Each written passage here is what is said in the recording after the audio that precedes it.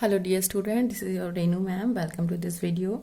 And here in this video we will actually going to start class 9 chapter 11 science chapter work and energy. Okay बेटे जी, तो यहाँ पे हम इस chapter के बारे में पढ़ेंगे. ठीक है. Today we are going to start this class में. बेसिकली सबसे पहले जो टर्म आती है माइंड में इसमें वर्क. ठीक है. अब वर्क होता क्या है बेटा? ठीक है. What is work?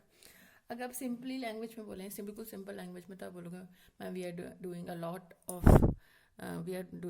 Lot of question practice. ठीक है. तो आपने बहुत सारे क्वेश्चन प्रैक्टिस कर लिए, या फिर आप एक ही जगह बैठ के बहुत सारा पढ़ रहे हो, रीडिंग कर रहे हो, राइटिंग कर रहे हो. तो as per you any physical और मेंटल एक्टिविटी जो भी आप कर रहे हो वो आप वर्क. सपोज करो आप एक ही जगह पे रस्सा टाप रहे हो. ठीक है. तो कोई भी एग्जाम्पल आप ले सकते हो. तो क्योंकि आप एक ही जगह पे कोई काम कर रहे हो, ठीक है, तो उसको फिजिक्स के टर्म में वर्क नहीं बोलेंगे बेटा जी. ठीक है. फिजिक्स के टर्म में वर्क किसको बोलेंगे? Work is done when ever a force is applying on body produces a displacement. That simply means suppose मेरे पास में यहाँ पे पेन है. अब मैंने, ठीक है, ये I am having this sketch pen है. अब मैंने इसको यहाँ पे रखा हुआ है, कोई वर्क नहीं किया. ठीक है. ये यहाँ पे है, कोई वर्क नहीं. लेकिन जब मैंने इस पर फोर्स अप्लाई किया, तो अपनी पोजीशन से क्या कर रहा है बेटा? डिस्प्लेस कर रहा है. तो फोर्स अप्लाई करने पर जब डिस्प्लेसमेंट होगा तभी वर्क माना जाएगा. ठीक है. तो फिजिक्स के टर्म में वर्क कब माना जाएगा? जब आपने फोर्स अप्लाई किया, और फोर्स अप्लाई करने के बाद डिस्प्लेसमेंट हुआ. ठीक है. अब सिंपल सा बात है, मैंने सपोज करो वॉल पे फोर्स लगाई बेटा. ठीक है. सपोज अपने वॉल पे फोर्स लगा रहे हैं हम. जब वॉल पे फोर्स लगा रहे हो तो वॉल तो मूव ही नहीं कर रही. फोर्स तो मैंने अप्लाई किया, तो क्या यहाँ पे मैंने वर्क किया? नहीं, वर्क नहीं किया. क्योंकि कंडीशन क्या है वर्क की? कि वर्क तभी होगा जब आपके पास में फोर्स भी होगा एंड डिस्प्लेसमेंट भी होगा. ठीक है. So here we will write down just like this, that work done by a force in a moving body. अच्छा, मैं यहाँ पे फॉर्मूले लिख रही हूँ, पहले फिर दूसरी फॉर्म में भी लिख दूंगी. Work done by a force in a moving body is equal to the product of applied force and the displacement of the body. ठीक है. ये बेटा मैथमेटिकल फॉर्म में आपको एज इट इज याद करनी है. Work done by force in moving body is equal to the product of applied force and the displacement of the body. That means W is equal to F into S. बेटा F symbol होता है force का और S symbol होता है displacement का. ठीक है.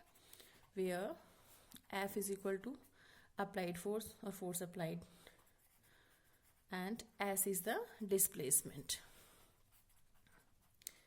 ठीक है. मैथमेटिकल फॉर्म में हमने इसको इस फॉर्म में लिख दिया. अगर मैं इसको फिजिकली फॉर्म में डिफाइन करूँ तो कैसे करेंगे बेटा जी? सिंपल सा है. यहाँ पे कैसे डिफाइन करेंगे हम इसको? ठीक है. Work is said to be done if a force acting on a body displaces the body from its position along the direction of force. ठीक है. क्या कहा मैंने आपसे? वर्क माना गया. Work is had to be done कब? अगर अपने फोर्स एक्ट कर रही है बॉडी पे, वो उसको डिस्प्लेस कर रही है. किसके अलोंग डिस्प्लेस कर रही है बेटा? जो हमारे पास में डायरेक्शन ऑफ फोर्स है उसके अलोंग. ठीक है. तो मैंने यहाँ पे पेन रखा था, मैंने पेन पे फोर्स अप्लाई किया, या नाउ इट इज मूविंग, तो ये मेरे फोर्स के डायरेक्शन के अलोंग ही मूव कर रहा है. तो यानी कि work is had to be done if force applied on a body and साथ साथ बेटा जी डिस्प्लेसमेंट भी होगा. अगर इनमें से कोई चीज़ नहीं होती है. अच्छा, कंडीशंस में यहाँ पे लिख देती हूँ फटाफट. ठीक है. कंडीशंस क्या होती हैं बेटा? Conditions of work done. ठीक है. कंडीशंस क्या होती है बेटा? अगर पहले कंडीशन की बात करूँ, एफ शुड बी देयर. ठीक है. एफ शुड बी देयर से मतलब क्या है बच्चे हमारे पास में यहाँ पे? कि जो मैग्नीट्यूड है फोर्स का, ठीक है, that should be there. Force should be applied. बिना फोर्स अप्लाई के वर्क तो हो ही नहीं सकता है ना. Force should be applied. Next, displacement should be there. Force apply किया और डिस्प्लेसमेंट नहीं हुआ तो कोई मतलब ही नहीं है. तो displacement should be occur. And the third thing, force and displacement should not be perpendicular to each other. माने किसी भी एंगल पे वो दोनों हो सकते हैं, लेकिन ये दोनों आपस में परपेंडिकुलर नहीं हो सकते. ठीक है. Force should not be perpendicular to displacement. ठीक है बेटे जी, तो हमारे पास में ये कंडीशन बता दी मैंने वर्क की. वर्क कब माना जाएगा? Force should be there, displacement should be there and the angle between F perpendicular S जो है बेटा, ये चीज़ नहीं होनी चाहिए. अगर एफ और एस परपेंडिकुलर होंगे तो आपके पास में वर्क जो है वो नहीं हो पाएगा. ठीक है. अच्छा, क्यों नहीं हो पाएगा? एक्चुअली ना क्लास 11th में पढ़ते हैं, बट मैं आपको अभी भी बता देती हूँ फर्दर यहाँ पे. बेटा डब्ल्यू जो वर्क होता है, ठीक है, अभी अपने वेक्टर इंट्रोड्यूस नहीं कराया खास कर आपको, थोड़ा सा बस वेक्टर और स्केल में डिफरेंस बताया था हमने पहले. तो बेटा वेक्टर क्वांटिटी जो होती है उसका जो मल्टीप्लाई का रूल है वो अलग है. ठीक है, उसका प्रोडक्ट का रूल अलग है. तो वर्क जो है वो हमारे पास में स्केलर प्रोडक्ट होता है, डॉट प्रोडक्ट. फोर्स वेक्टर है, डिस्प्लेसमेंट भी वेक्टर है. फोर्स डॉट डिस्प्लेसमेंट माने एफ डॉट एस, माने फोर्स और डिस्प्लेसमेंट जो है बेटा जी वो दोनों ही वेक्टर क्वांटिटी है और उनका डॉट प्रोडक्ट जो है वो वर्क है. Work is scalar quantity. ठीक है. वर्क का फॉर्मूला एफ डॉट एस होता है. ठीक है, जब हम वेक्टर वाला मल्टीप्लिकेशन लेते हैं, वेक्टर वाला स्केलर प्रोडक्ट लेते हैं, तो W is equal to F dot S, तो work is equal to F S cos theta, ये फॉर्मूला होता है. ठीक है. ए डॉट बी का formula A B cos theta, ऐसे ही एफ डॉट एस का formula F S cos theta. अब थीटा क्या है बेटा? थीटा इन दोनों के बीच का एंगल है. तो कॉस 9, अगर मैंने कहा थीटा को मैंने 90 लेने से मना किया है वर्क के लिए, अगर थीटा 90 होगा तो कॉस 90 जीरो होता है, तो वर्क क्या हो जाएगा? जीरो. ठीक है. तो ये कंडीशन ध्यान में रखते हुए हम ये कहते हैं कि भाई F and S should not be perpendicular. अगर दोनों परपेंडिकुलर हुए तो वर्क डन क्या हो जाएगा? जीरो. इवन दोनों एग्जिस्ट भी कर रहे हैं फिर भी हमारे पास में वर्क डन वहाँ पे जीरो हो जाता है. ठीक है. आई विश आपको समझ में आ गया होगा. तो ये कंडीशन थी बच्चे किसकी? वर्क डन की. ना बेटा वर्क डन जो है वो आपके पास में पॉजिटिव भी होता है, नेगेटिव भी होता है, जीरो भी होता है. उसके लिए क्या क्या केस लेंगे वो देख लीजिए फटाफट.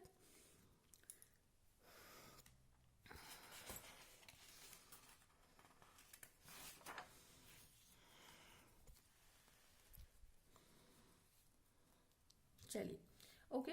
तो वर्क डन जो है हमारे पास में बेटा जी ध्यान रखेंगे इस बात का कि वर्क डन जो है वो हम यहाँ पे पॉजिटिव, नेगेटिव एंड जीरो किस तरीके से ले रहे हैं.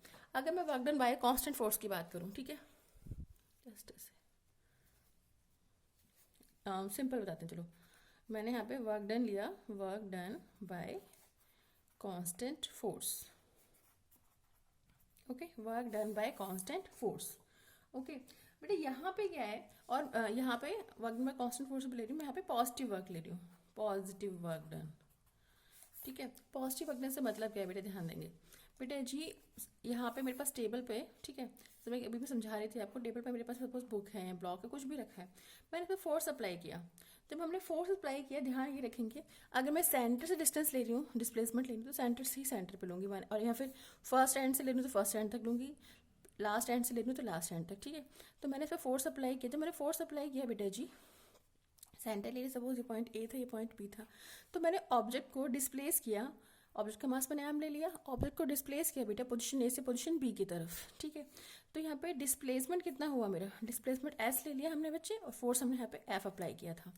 यहाँ पे दोनों सेम डायरेक्शन में है, मैंने कि F and S both are in same direction. F parallel to S. Parallel to S क्यों लिखा बेटा मैंने? दोनों सेम डायरेक्शन में है तो इनके बीच का एंगल कितना होगा? बोथ आर पैरेलल ना, सेम डायरेक्शन में है तो पैरेलल है, तो थीटा कितना हो गया बेटा? 0 डिग्री. थीटा हो गया 0 डिग्री. बेटा हमारे पास में मैंने भी बताया वर्क का फॉर्मूला क्या होता है. Work is equal to F S cos theta, यानी कि एफ एस कॉस 0 डिग्री. बेटा कॉस जीरो की वैल्यू होती है +1. ठीक है. कॉस 0 1 होता है, +1, तो W is equal to F S. तो यहाँ पे हमारे पास में पॉजिटिव वर्क आ गया, यानी कि if both F and S are in same direction, माने कि फोर्स एंड डिस्प्लेसमेंट दोनों सेम डायरेक्शन में होंगे.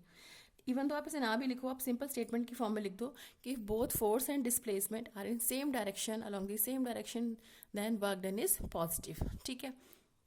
अगर force and displacement same direction में होंगे तो आपके पास में वर्क डन जो है वो हमारा पॉजिटिव वर्क डन माना जाएगा. अगर मैं नेगेटिव वर्क डन की बात करूं बेटा जी, ठीक है, नेगेटिव वर्क डन अगर हम इसकी बात करते हैं बेटा, तो नेगेटिव वर्क डन में क्या होगा आपके पास में? देखो अब ब्लॉक से नहीं हम यहाँ पे ले पाएंगे, ठीक है, बट स्टिल मैंने यहाँ पे ड्रॉ कर दिया, यानी कि मैं आपको समझाने के लिए बेटा इसको इस तरीके से कर रही हूँ. यहाँ पे हमारे पास में पोजीशन ए थी, पोजीशन बी था. अब यहाँ पे बेटा जी मैंने जब फोर्स अप्लाई किया, अप्लाइड फोर्स मेरा एफ लिया था, डिस्प्लेसमेंट मैंने क्या लिया था बच्चे? डिस्प्लेसमेंट मैंने एस लिया था, जैसे प्रीवियस केस में लिया था. लेकिन यहाँ पे वर्क डन, यहाँ पे तो work done by applied force, जो फोर्स हमने अप्लाई की, जब हम फोर्स अप्लाई कर रहे हैं किसी ऑब्जेक्ट पे बेटा, तो उस पर जब वो फर्स्ट ऑब्जेक्ट दूसरी सरफेस पे जा रहा है तो उस पर क्या लग रहा है बेटा, उस पर वहाँ पे फ्रिक्शनल फोर्स भी वहाँ पे एग्जिस्ट करता है। फ्रिक्शनल फोर्स होता है क्या, frictional force basically that type of force which comes into play whenever one body is about to or moving over the surface of another body। अगर एक बॉडी दूसरी सरफेस बॉडी के surface पे move करने वाली है या कर रही है, तो उस केस में वहाँ पे जो फ्रिक्शन जो फोर्स एग्जिस्ट कर रही है मोशन को अपोज करने की, that force is the frictional force. तो बेटा अप्लाइड फोर्स तो एफ था, ठीक है, डिस्प्लेसमेंट भी हुआ हमारे पास में, लेकिन जो फ्रिक्शनल फोर्स था आपके पास में, फ्रिक्शनल फोर्स हमारे पास में जो यहाँ पे मूव करना शुरू किया, तो फ्रिक्शनल फोर्स यहाँ पे friction force comes into play, ठीक है। तो एफ एस स्टैटिक फ्रिक्शन होता है, एफ एल लिमिटिंग फ्रिक्शन होता है, और एफ के काइनेटिक। जब मोशन में होता है हम यहाँ पे एफ के लेते हैं, मैंने काइनेटिक फ्रिक्शनल फोर्स, ठीक है। तो यहाँ पे वर्क डन बेटा जी हम बात करेंगे, work done by frictional force कितना आएगा बेटा जी, ये हमारे पास में निगेटिव होने वाला है। क्यों होने वाला है, क्यों बेटा, डिस्प्लेसमेंट आपका इस तरफ था, डिस्प्लेसमेंट आगे की तरफ है, और फ्रिक्शनल फोर्स लग रही है बैकवर्ड डायरेक्शन में, यानी कि वी विल से दैट क्या, W is equal to F के इंटू में S, ये हुआ। अब यहाँ पे मैं नेगेटिव क्यों लेने वाली हूँ बच्चे, बिकॉज एफ एस ये मल्टीप्लाई का साइन है, ये क्रॉस मल्टीप्लाई नहीं, मैंने वेक्टर साइन ही ऊपर शो किया, ठीक है, एफ के इंटू एस कर रही हूँ बच्चे, ठीक है। और we will say that W is equal to F के डॉट एस, तो यानी बेटा इसको हम लिखेंगे एफ के एस कॉस, ठीक, एंगल कितना है इसमें 180 डिग्री, ठीक है, एंगल कितना है 180 डिग्री। तो यहाँ पे और कॉस 180 की वैल्यू कितनी होती है बेटा, कॉस 180 -1 होता है। अब बोलोगे मैम अभी कॉस तो और साइन तो पढ़ा ही नहीं ऐसा कुछ भी, बेटा ट्रिग्नोमेट्री में पढ़ोगे, मैं भी आपको टेबल बना के दिखा देती हूँ किस तरीके से किस एंगल पे कितना वैल्यू होता है, ठीक है। तो W इज इक्वल टू हमारे पास में कॉस 181 -1 होता है, तो W is equal to minus F के S, because cos 180 degree is equal to -1, यानी कि हम सिंपल से आपसे ये कहेंगे बेटा जी, work done by frictional force here is negative. क्यों है निगेटिव, क्योंकि वो फोर्स अपोजिट डायरेक्शन में है। आपको अगर ऐसे याद नहीं करना वेक्टर कॉस के फॉर्म में, तो आप सिंपल कर लीजिए, if both force and displacement are in same direction, both are parallel to each other, then the work done is positive, ठीक है। फॉर्मूला वही है, फोर्स इनटू डिस्प्लेसमेंट, तो एफ एस यहाँ पे लिख दिया। यहाँ पे वर्क डन नेगेटिव क्यों है बेटा, बिकॉज फ्रिक्शनल फोर्स का हम यहाँ पे वर्क निकाल रहे हैं, तो work done by frictional force क्या होगा हमारे पास में, नेगेटिव ले लिया हमने, W is equal to minus F के इंटू में एस ले लिया।